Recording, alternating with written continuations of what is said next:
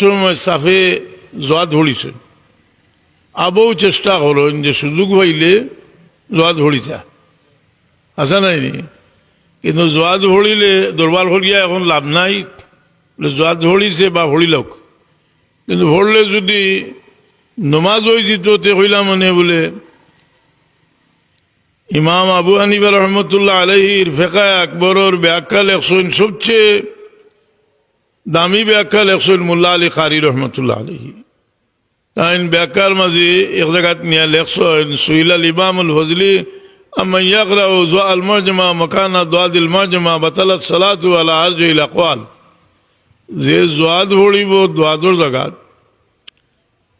এর রাজে কৌল হইল যে বাতালাত সালাতু এর নমাজ বাতিল হয়ে যাব। ফাইন দামাদা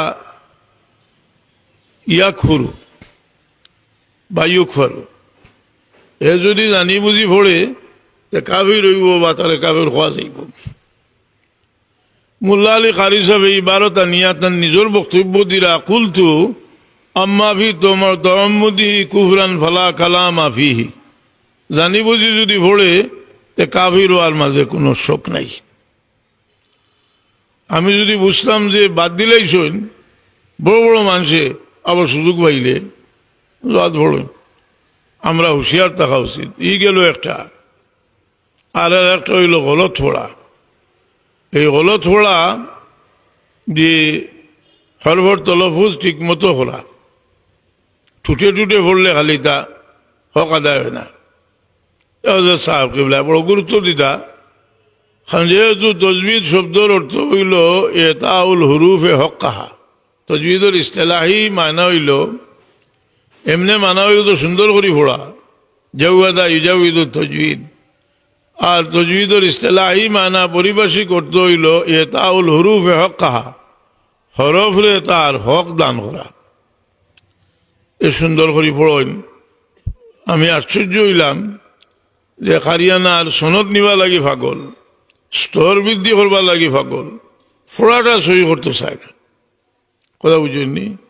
পড়া সহি করতে চায় না, সহি করি মেহনত করি ফোড়ুকা, একটু খেয়াল দিলে আপনার ফোড়া সহি করতে অত সময় লাগতো না। তো এই ফোড়ার মাঝে সুন্দর ফোড়া হইল যে একটা সহি।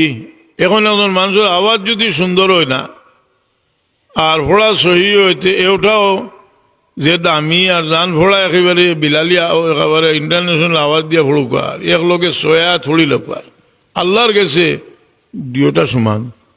বরং টানটার মাঝে রিয়া তাকেতে টানটার দাম কম। কথা বুঝছেননি?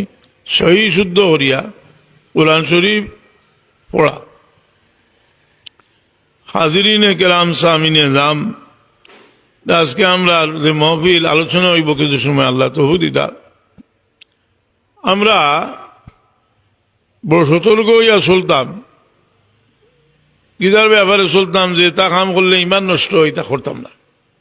ইদারে বেশি সতর্ক ইতার ব্যাপারে থাকতাম। সতর্কতার মাঝে